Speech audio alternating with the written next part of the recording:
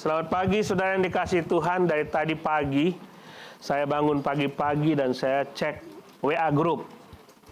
Nah, WA group kita di gereja kita tidak ada satupun yang mengucapkan Selamat Hari Pentakosta. Ini Hari Pentakosta, saudara sadar nggak? Kita taunya Christmas, kita taunya Natal, kita taunya Paskah. Padahal ini Hari Pentakosta. Tapi di grup sebelah, grup alumni saya rame. Selamat Hari Pentakosta.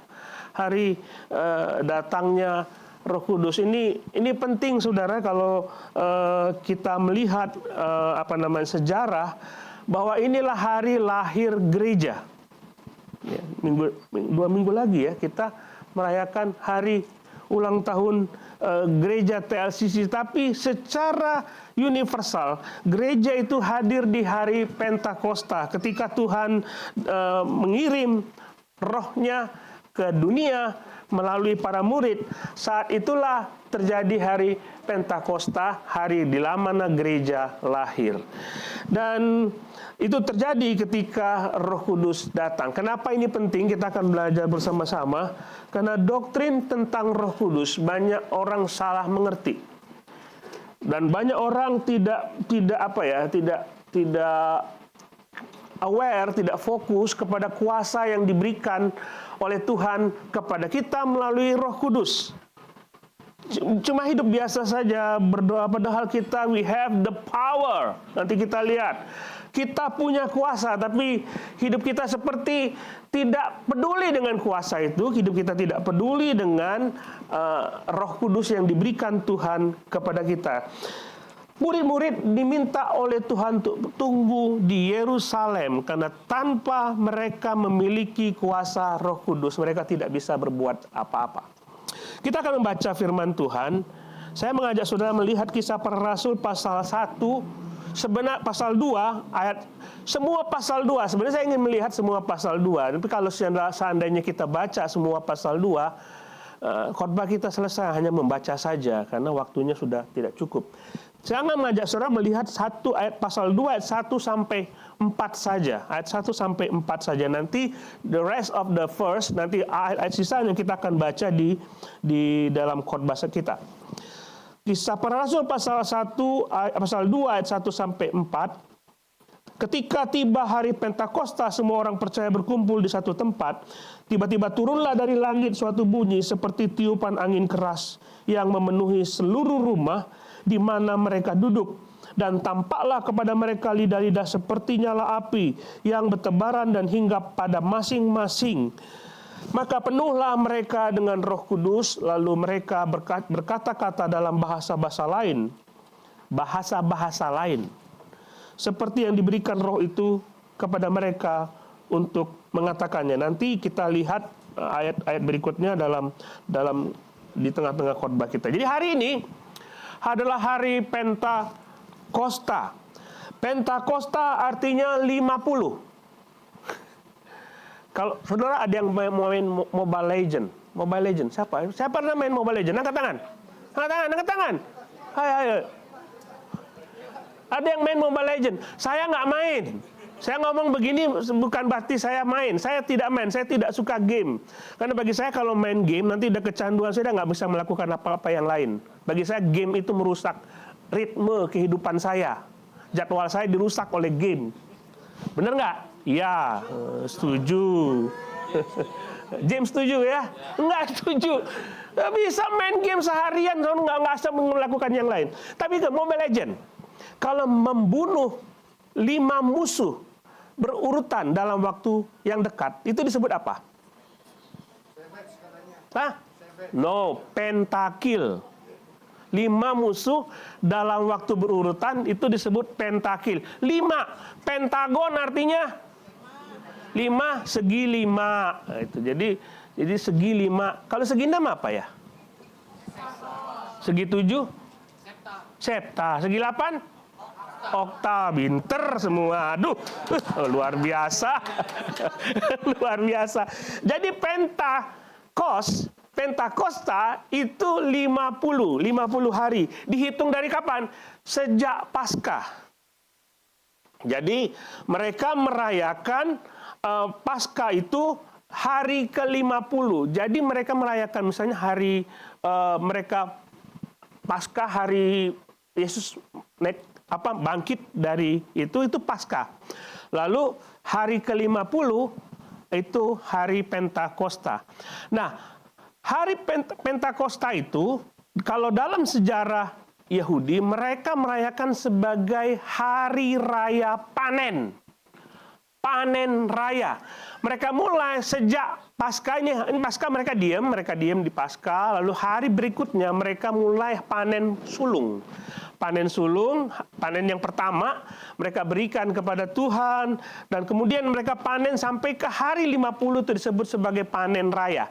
Jadi orang-orang Yahudi merayakan panen raya itu pada saat Pentakosta. Mereka membawa gandum, itu disebut dengan Shavuot dalam Imamat pasal yang ke-23 ayat 15 disebut, kemudian kamu harus menghitung mulai dari hari sesudah Sabat itu, yaitu waktu kamu membawa berkas persembahan unjukan.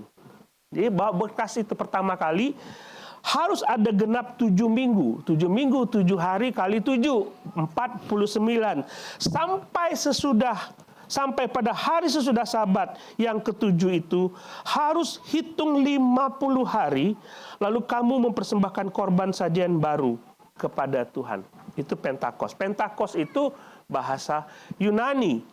Jadi istilah Pentakos itu mereka berasimilasi dengan Yunani. Jadi pada saat itu dirayakanlah hari raya panen. Ingat ya, panen.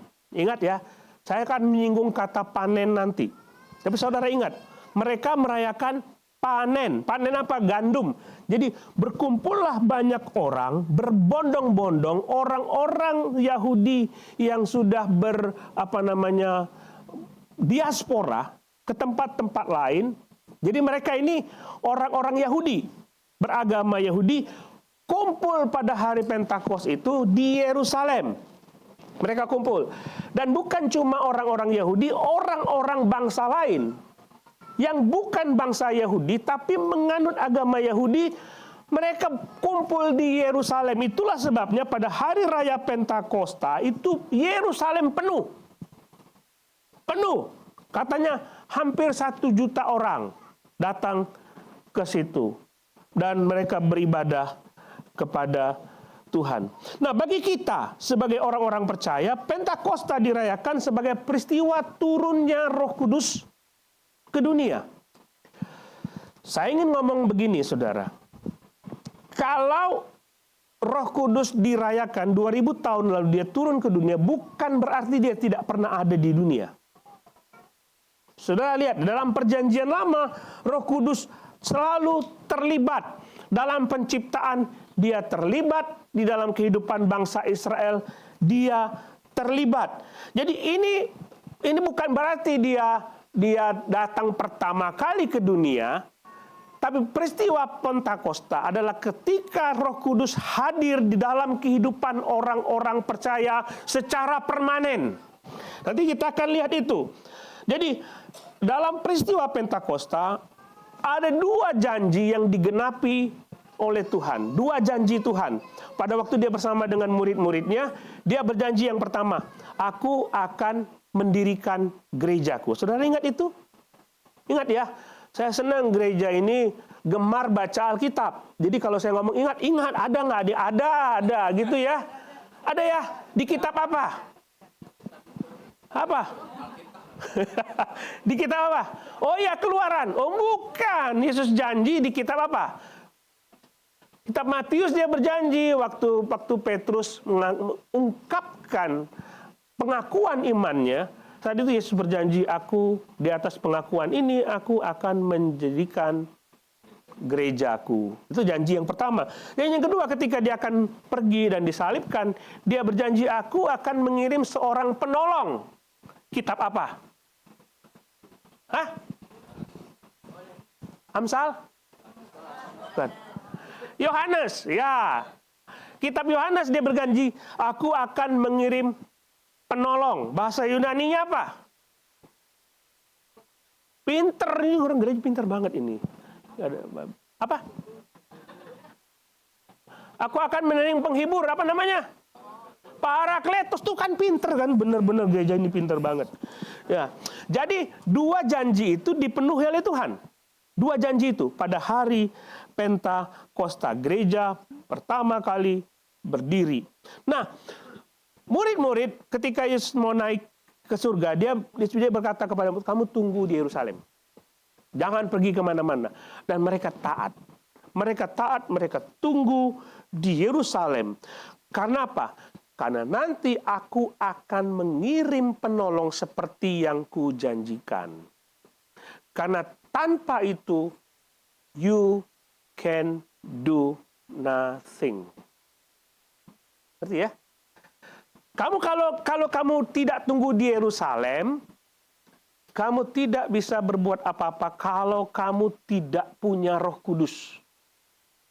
Kamu harus punya Roh Kudus supaya kamu diberi kuasa yang begitu besar oleh Tuhan sehingga apapun tidak bisa mengalahkanmu.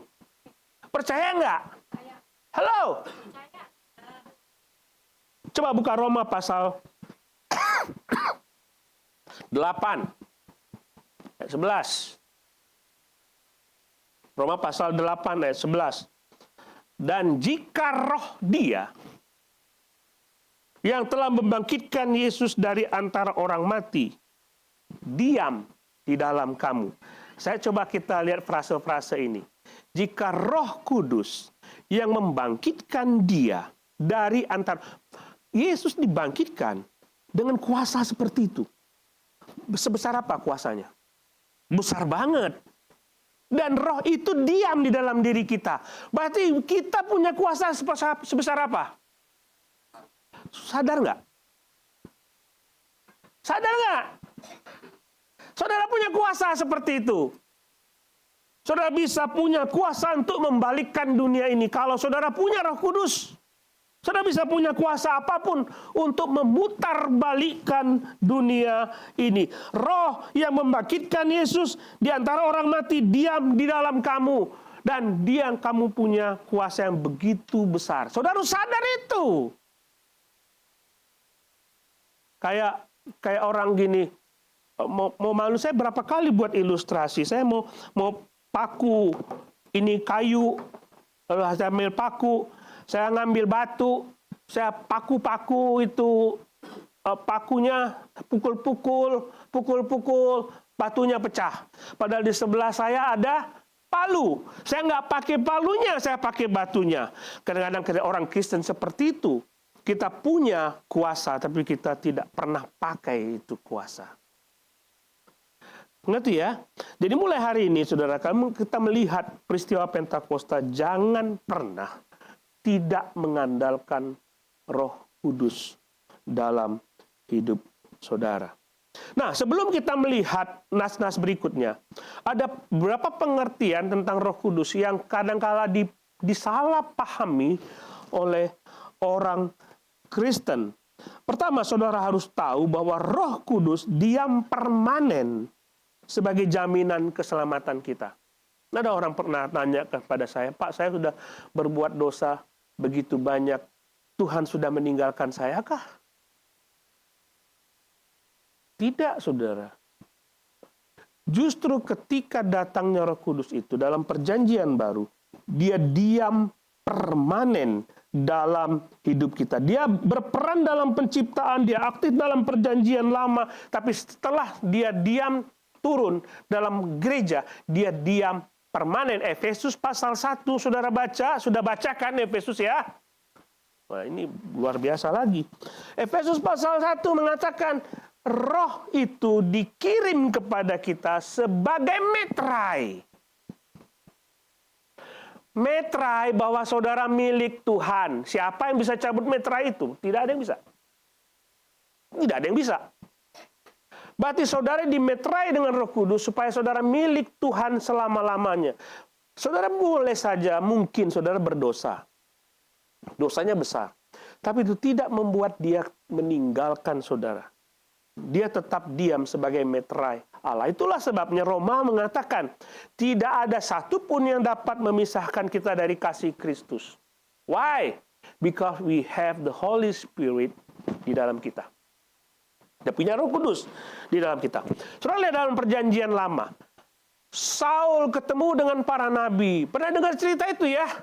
Saul ketemu dengan para nabi, maka Saul dipenuhi dengan roh. Tahu cerita itu? Ya, Saul dipenuhi dengan roh. Lalu ketika dia melawan Tuhan, roh Tuhan meninggalkan Saul. Tahu ya? Bener ini.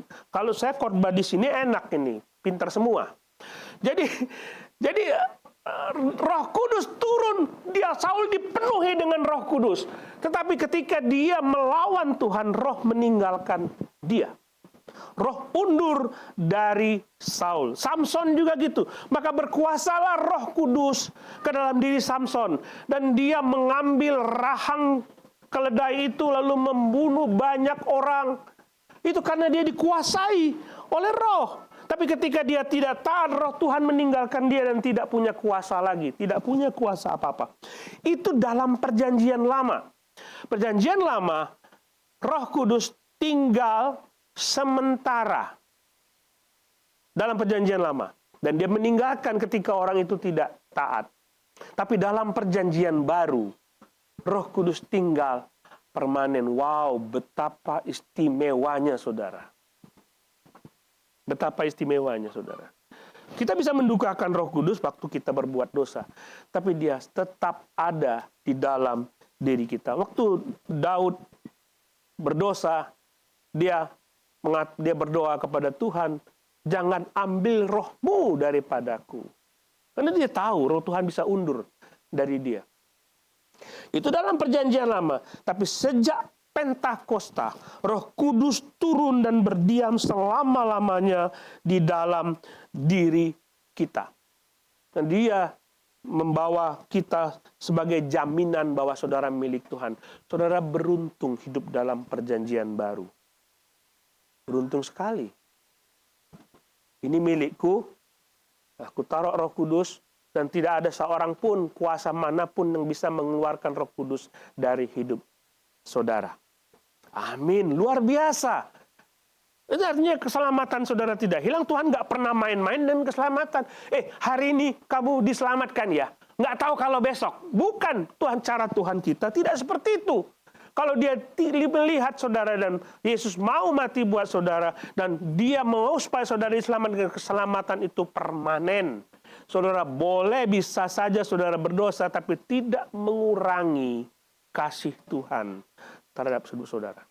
Saudara punya anak boleh saja nakal, boleh saja melanggar perintah orang tuanya, tapi anak tetap anak. Anak tetap anak. Nah, banyak yang mengaitkan peristiwa turunnya Roh Kudus dengan bahasa roh. Dengan bahasa roh. Itu dikaitkan seperti itu. Coba lihat ayat yang keempat. Maka penuhlah mereka dengan Roh Kudus. Lalu mereka mulai berkata-kata dalam bahasa-bahasa lain seperti yang dikatakan oleh Roh Kudus. Dan mereka berbahasa dengan bahasa-bahasa lain. Ayat ini sering disalah mengerti oleh banyak orang bahwa kalau seseorang dipenuhi oleh Roh Kudus, tandanya adalah dia berbahasa roh. Begitu bukan? Coba kita reka apa yang dilakukan oleh para murid. Peristiwa ini. Jadi ketika mereka keluar dari rumah itu, mereka berkumpul-kumpul. Firman Tuhan mengatakan mereka berkata-kata dalam bahasa-bahasa seperti yang didengar oleh orang-orang pada waktu itu. Benar kan? Adakah disebut di sini Petrus berbahasa roh? Enggak. Jadi seperti gini, ada beberapa orang mungkin yang bisa berbahasa Inggris di sini. Saya ngomong pakai bahasa Indonesia, saudara mendengar saya bicara bahasa Inggris, kira-kira seperti itu. Dan Petrus dan teman-temannya mengucapkan kata-kata itu dan mereka mendengar dalam bahasa-bahasa mereka. Jadi hati-hati menafsirkan ayat. Kalau kita melihat dalam pasal 7, saudara akan menemukan Stefanus penuh dengan roh ketika dia mau dilempar dengan batu. Tapi dia tidak mengatakan bahasa roh. Bahasa roh bukan tanda seseorang didiami oleh Roh Kudus, dipenuhi oleh Kudus. Barnabas penuh dengan roh ketika dia datang kepada Saul. Orang yang berdosa itu yang membunuh datang kepada Saulus dan penuh dengan roh, tapi tidak disebutkan Barnabas berbahasa roh. Dia penuh dengan roh. Kemudian saudara akan melihat ketika murid-murid di Antioquia, dia penuh dengan Roh Kudus, tapi tidak disebut mereka berbahasa roh. Karena kalau orang penuh dengan Roh Kudus, artinya dia taat kepada Roh Kudus. Tanda seorang dipenuhi oleh Roh Kudus adalah dia taat kepada Roh Kudus. Nah, seperti itu saja, bukan berbahasa roh, bukan. Bukan.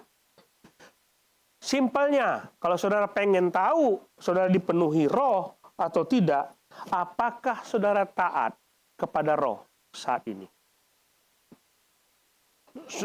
Saya tahu, kita tuh ngerti lah apa maunya Tuhan. Paulus juga ngomong gitu. Aku tahu ada keinginan roh, ada keinginan daging. Aku tahu aku pengen taat kepada Tuhan. Lalu ada keinginan daging, aku tidak taat kepada Tuhan. Saudara bergumul di situ ketika saudara memutuskan untuk dapat taat kepada keinginan daging. Maka pada saat itu saudara tidak dipenuhi oleh roh. Tapi bukan berarti roh meninggalkan saudara. Roh diam, tapi saudara tidak taat kepada roh. Jadi hati-hati, bukan berbahasa roh. Bukan berbahasa roh. Nanti kita akan lihat kenapa mereka berbahasa seperti itu.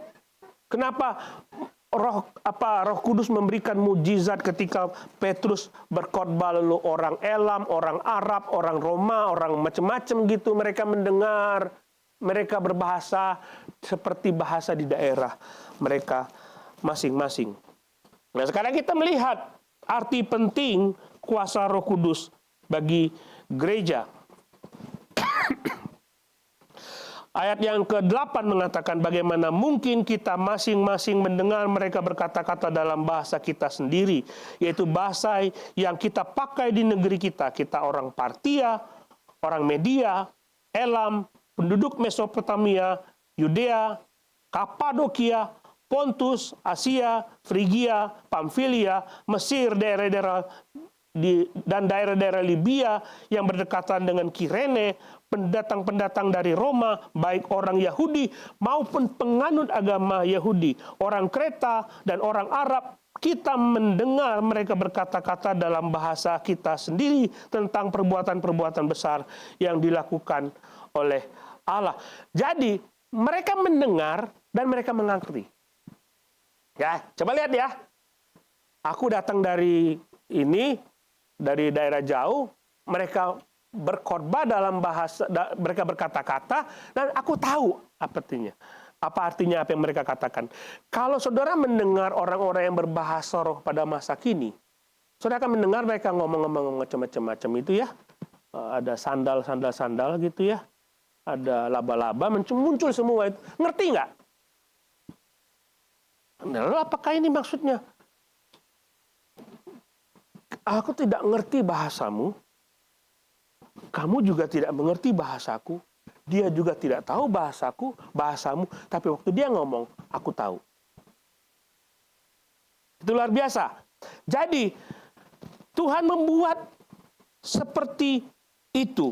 Ayat 6, mereka bingung bukan karena tidak mengerti. Mereka tahu apa yang diucapkan. Ya, kalau sudah hadir dalam persekutuan lalu banyak orang ngomongin dengan bahasa yang tidak jelas. Saudara bingung karena apa? Karena tidak mengerti. Ini mereka bingung karena mereka tahu, mereka mengerti. Artinya ada suatu mujizat yang dikeluarkan oleh Tuhan dan mereka tahu itu. Pasti mujizat itu nggak mungkin. Tidak mungkin.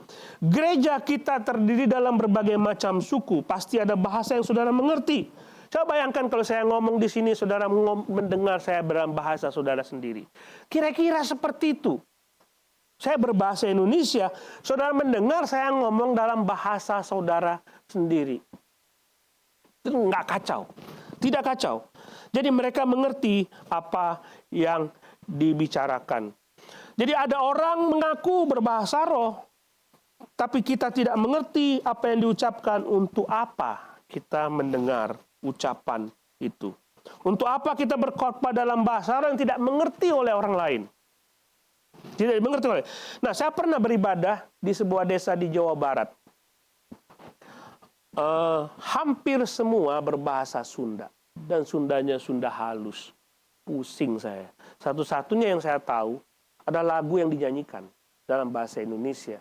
Yang lain, saya tidak tahu. MC-nya ngomong bahasa Sunda, khotbahnya bahasa Sunda. Itu pusing sekali. Jadi, ini bukan mereka tidak mampu berbahasa lain.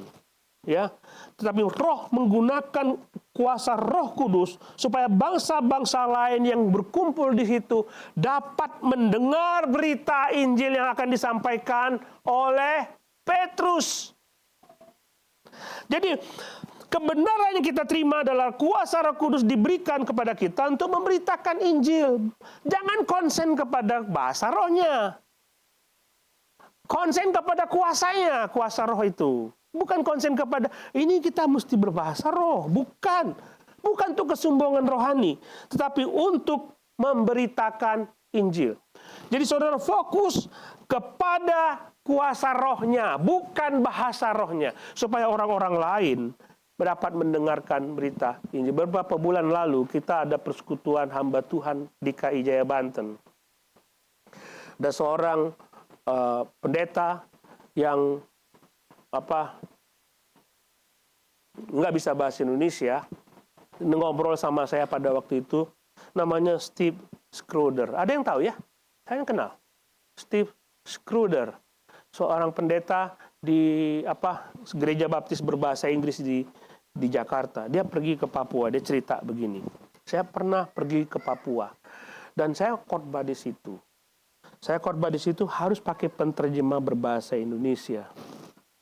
Dia bilang, dia butuh penterjemah. Jadi dia khotbah. Dia cerita ke saya nih. Ini pengalaman dia. Dia berkhotbah dan mulai ada penterjemah di sebelahnya. Jadi waktu dia khotbah, penterjemah menerjemahkan. Dia khotbah bahasa Inggris, penterjemah menerjemahkan. Tapi baru beberapa saat dia berkhotbah, audiens sudah mulai ribut-ribut. Dia bilang, nggak usah pakai penterjemah. Kami mengerti apa yang kamu ucapkan. Saya tidak tahu apakah suara pendeta ini didengar dalam bahasa mereka atau mereka mengerti bahasa Inggris pada waktu itu. Saya nggak tahu. Tapi itu bukan kuasa Steve. Bukan. Itu dia tidak punya maksud. Aku ingin supaya ada suatu kuasa lain yang meliputi aku supaya mereka mengerti apa yang aku ucapkan. Maka dia menyiapkan penterjemah, bukan? Tapi niatnya adalah memberitakan Injil. Tuhan menggunakan kuasa roh supaya orang-orang di situ mengerti apa yang diucapkan. Jadi kuasa Roh Kudus itu diberikan kepada kita supaya kita bisa memberitakan Injil. Jangan fokus kepada bahasa rohnya. Jangan. Fokus kepada kuasa yang diberikan supaya kita bisa memberitakan Injil. Setelah itu tidak ada lagi ngomong-ngomong bahasa roh. Coba lihat. Kuasa roh diberikan kepada kita untuk memberitakan ini. Bukan cuma soal bahasa. Ya kan? Waktu saudara memberitakan Injil, alat, kuasa untuk memberitakan Injil bukan cuma bahasa. Banyak. Seperti Paulus dituntun oleh Roh untuk pergi kemana dia harus pergi. Dia ingin memberitakan Injil ke tanah Galatia. Tapi Roh melarang dia dan dia pergi ke Makedonia. Itu tuntunan Roh. Jadi ketika dia memberitakan Injil, Roh Kudus menuntun dia. Dia pakai kuasa Roh Kudus untuk memberitakan Injil ke Makedonia. Dia pergi ke situ. Harus pakai kuasa itu untuk memberitakan Injil. Filipus, dia sedang diam-diam di Yerusalem, bertemu dengan yang lain, mungkin mengajar. Tiba-tiba dia diomong oleh Roh Kudus, pergi, kamu ada sida-sida Ethiopia yang harus dilayani. Pergilah dia mendengar suara roh, dia pergi dan menginjili sida-sida Ethiopia dan dia percaya kepada Tuhan. Jangan fokus kepada bahasanya. Kuasanya supaya dia menuntun kita untuk memberitakan Injil. Memberitakan Injil kepada banyak orang. Saya rasa harus kita seperti itu. Kemana kita harus memberitakan Injil? Kepada siapa kita harus memberitakannya? Kepada siapa kita memberikan kesaksian? Saudara harus berdoa, Tuhan, Roh Kudus, tuntun aku hari ini, supaya aku bisa memberitakan Injil. Kepada siapa Engkau mau aku memberitakan Injil? Seperti itu. Kita nggak sporadis, tapi roh yang menuntun kita untuk bertemu dengan seseorang, supaya kita bisa memberitakan ini. Bahasa itu cuma alat saja. Ada orang-orang dari luar negeri masuk ke Indonesia, mereka memang kesulitan untuk berbahasa Indonesia, memberitakan ini bagaimana mungkin caranya. Belajarlah berbahasa Indonesia, itu cuma alat saja. Cuma alat saja. Tapi mujizat itu salah satu cara. Kalau saudara punya mujizat, salah satu cara. Rasul tidak pernah memikirkan mujizat. Mereka berdoa, Tuhan yang memberikan mujizat. Nggak pernah ngomong, Tuhan beri kami mujizat. Supaya mereka percaya. Nggak seperti itu. Dia memikirkan roh Tuhan. Rohlah yang memberikan mujizat. Rohlah yang memberikan kuasa untuk memenangkan jiwa. Saudara ingat di awal khotbah tadi. Pentakosta adalah hari raya panen. Ketika hari Pentakosta mereka bawa berkas gandum ke Yerusalem. Kami panen. Saudara, apa yang terjadi di hari Pentakosta? Petrus panen jiwa. Allah pakai itu, saudara. Allah pakai itu dan panen raya jiwa terjadi ketika Roh Kudus turun. Setelah 2000 tahun sampai saat ini panen raya itu terjadi. Kalau kita dipenuhi roh.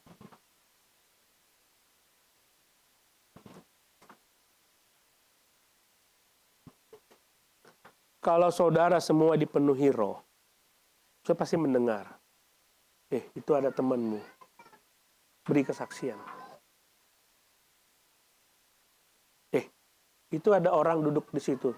Datangi, beri kesaksian. Buat kepekaan terhadap telinga rohani saudara mendengar suara roh. Nah, ketika saudara dipenuhi oleh roh, saudara pasti taat. Kalau saudara tidak dipenuhi oleh roh, pasti saudara tidak akan taat. Itulah sebabnya tidak ada panen raya. Panen raya terjadi ketika saudara dipenuhi oleh roh dan saudara giat memberitakan Injil. Seperti itu, saudara. Itu yang terjadi. Nah, selanjutnya saya mengajak saudara untuk melihat baik ayat 11 ya.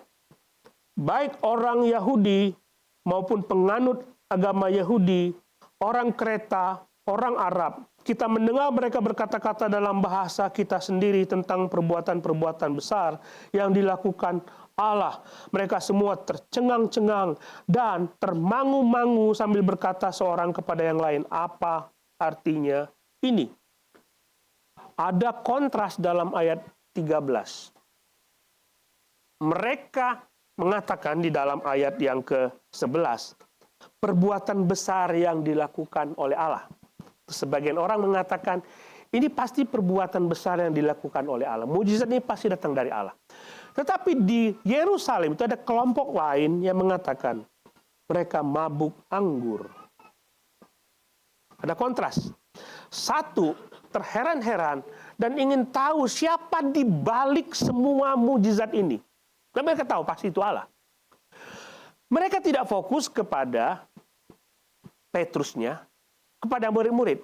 Mereka fokus kepada kuasa apa di balik semua ini.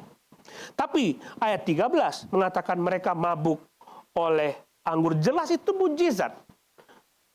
Jelas itu mujizat. Jadi Yerusalem gempar dengan mujizat itu. Tidak mungkin tidak tahu. Tidak seperti Jakarta waktu itu Yerusalem. Jadi ada satu peristiwa apapun, semua orang pasti tahu. Walaupun tidak ada IG pada waktu itu, tidak ada WA, tidak diviralkan melalui teknologi, tapi dari mulut ke mulut mereka tahu mujizat itu. Tapi sebagian lain menolak untuk percaya. Nah, selanjutnya ketika Petrus berkhotbah, perhatikan, ada 1 juta orang yang datang ke situ. 1 juta orang peziarah dari berbagai macam daerah datang ke Yerusalem. Dan Petrus berkhotbah di situ. Nah, saudara, berapa orang yang percaya kepada Yesus? 3.000. Mereka tahu mujizat itu. Tapi kenapa tidak 1 juta yang percaya? Kenapa cuma 3.000 yang percaya? Jadi percaya kepada Tuhan bukan karena mujizat. Saudara lihat, mujizat tidak membawa seseorang dapat datang kepada Yesus. Yang membuat seseorang dapat datang kepada Yesus adalah roh. Dan Petrus mengatakan, berilah dirimu berdamai dengan Yesus. Terimalah Yesus sebagai Tuhan Juru Selamat, maka roh itu akan turun ke atas kamu. Rohlah yang berperan dalam menyelamatkan itu. Bukan kita. Keselamatan tidak bisa kita raih dengan cara-cara kita. Petrus mengatakan, mengutip Yoel mengatakan, pada hari terakhir Allah akan mencurahkan rohnya kepada segala bangsa. Artinya Allah sendiri akan terlibat untuk menyelamatkan segala bangsa, bukan upaya kita. Nah, dari sini saudara, saya ingin mengajak saudara berpikir begini. Kadang-kala kita berpikir tentang bagaimana menyelamatkan seseorang, bagaimana memberitakan Injil kepada, itu tidak salah. Saudara mengatakan orang ini sedang bergumul tentang keluarganya, maka saya harus memberikan kesaksian tentang keluarga saya supaya dia diselamatkan. Keluarga saya baik, dia bisa tunjuk itu. Itu tidak salah. Saudara harus seperti itu tidak salah. Orang ini bisa disentuh perasaannya dengan cara begini. Kalau misalnya saudara belajar psikologi, saudara bisa approach kepada seorang sesuai dengan karakter dia. Itu nggak salah. Tapi yang salah adalah kalau saudara meninggalkan kuasa roh. Itu yang salah. Itu yang membuat kesaksian kita tidak berhasil. Yesus mengatakan, tidak ada seorang pun dapat datang kepada Bapa kalau tidak melalui aku. Tidak ada seorang pun dapat datang kepada kalau Bapa tidak menariknya. Kita bisa mendekati orang untuk memberitakan Injil. Tetapi keselamatan itu adalah karya Roh Kudus. Jadi sebelum saudara pergi kepada seseorang, saudara harus berdoa kepada Tuhan. Tuhan, aku akan pergi ke situ, memberitakan Injil. Engkau mendahului aku. Roh Kudus mendahului aku, bekerja di dalam hatinya. Dan aku tahu, aku cuma sebagai alat saja yang bisa mengubah hati dia, adalah Tuhan sendiri. Gitu ya. Coba kalau Saulus, dia tidak disentuh oleh Tuhan, berani nggak Barnabas pergi ke situ? Berani nggak? Jiper dia.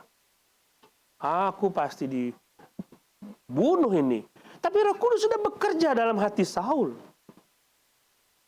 Dia bekerja sehingga Saulus merasakan, aduh, aku sudah bertemu dengan Tuhan.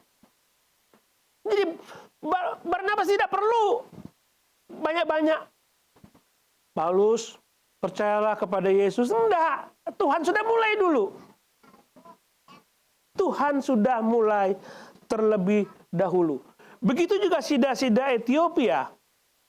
Itu Filipus disuruh pergi ke situ karena Tuhan sudah mulai bekerja dalam hati sida-sida Ethiopia itu supaya dia bisa percaya kepada Yesus, dan Filipus tinggal masuk dan menceritakan. Mudah sekali untuk menceritakan kitab Nabi Yesaya bagi Filipus, dan mereka bisa percaya kepada Tuhan. Itu mudah sekali. Tetapi untuk memenangkan jiwa itu bukan hal yang mudah. Kuasa Roh Kudus harus ada. Nah, saudara-saudara, sejak Pentakosta sampai saat ini, saudara punya kuasa itu. Sadar nggak?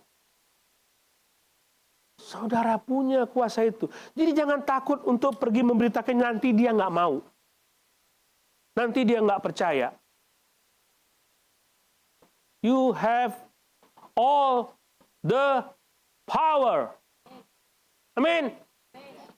Jangan takut, aku nggak tahu caranya. Cara apapun yang saudara pakai bisa dipakai oleh Roh Kudus untuk memenangkan jiwa.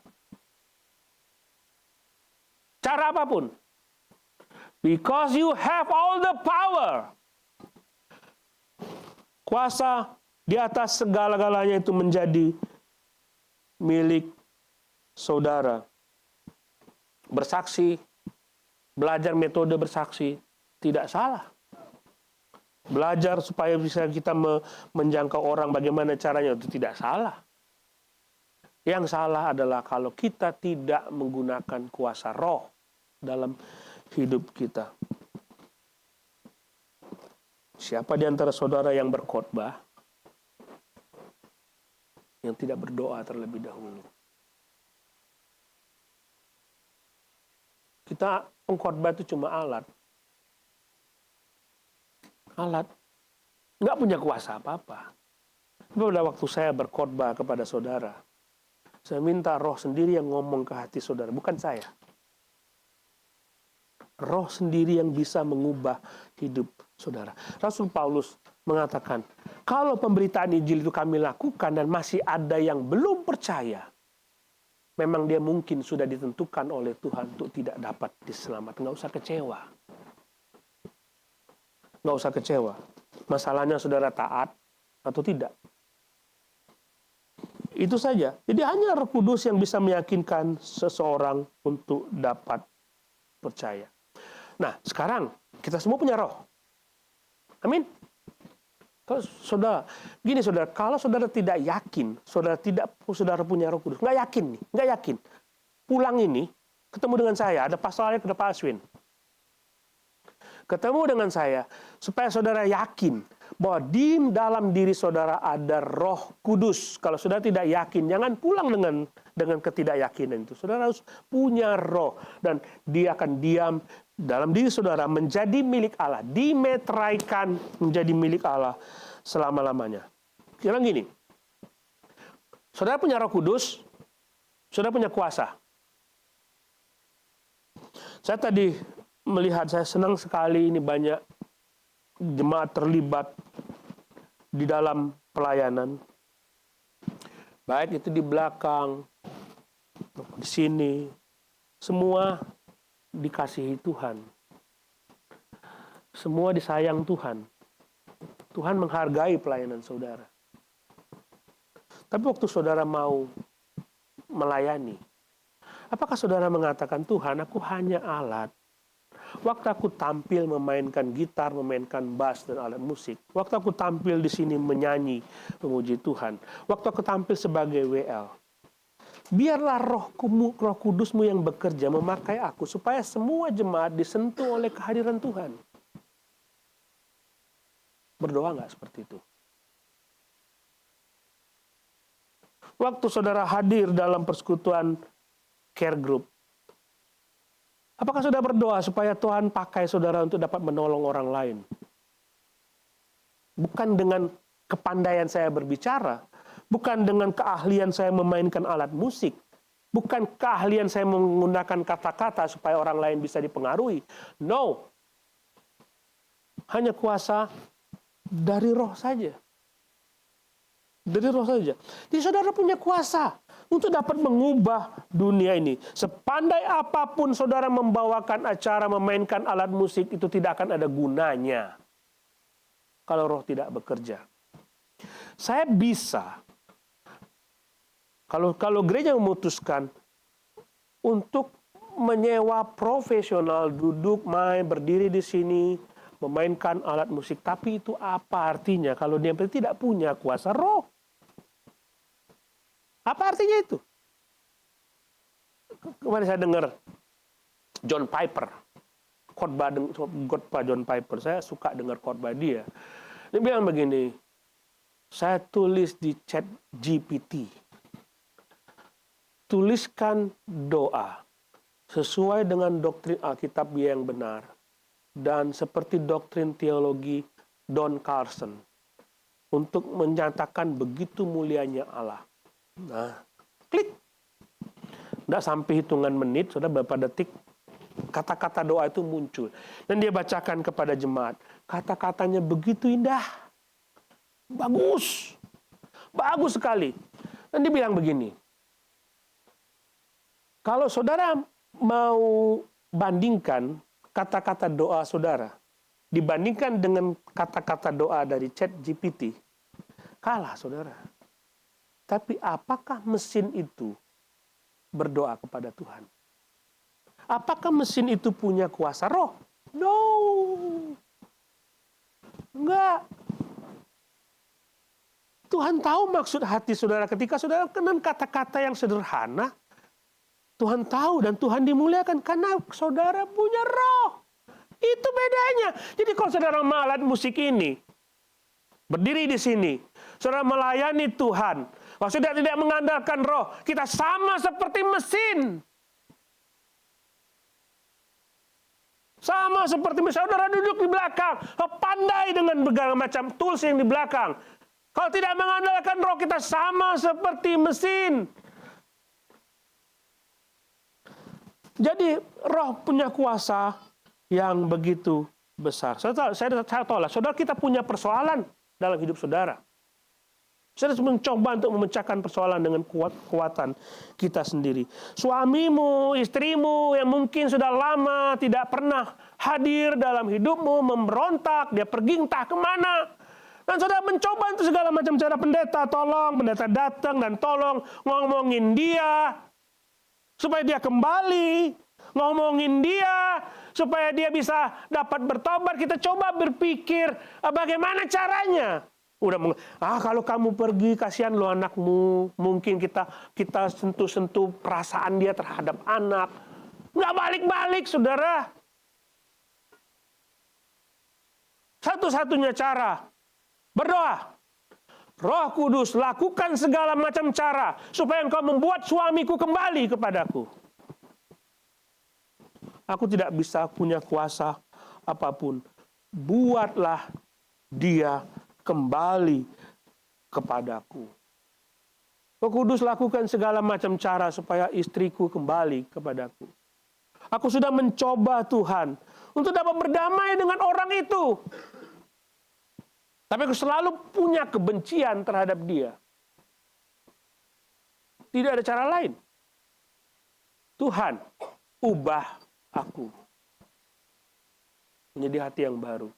Taat kepada keinginan Roh Kudus. Saudara punya roh, amin. Andalkan itu. Apapun persoalanmu. Apapun itu. Uangkah? Apapun itu. Persoalan apapun. Saudara punya kuasa yang besar yang tidak dimiliki oleh dunia. Sadar nggak? Saya punya kuasa apapun yang tidak dimiliki oleh dunia. Andalkan dia. Masalahnya, saudara taat nggak? Saudara dipenuhi oleh roh. Bukan. Roh Kudus bukan dipakai supaya memuaskan keinginanmu. Ngerti ya? Roh Kudus tidak dipakai untuk memuaskan kebutuhan-kebutuhan kita. Di dalam Kisah pasal 2 ini, ada satu nama yang dimuliakan, yaitu Yesus Kristus. Kalau Roh Kudus datang ke atasmu, dia akan gunakan saudara supaya Yesus dimuliakan melalui hidup saudara. Amin. Saudara diberkati? Kita berdoa, saudara.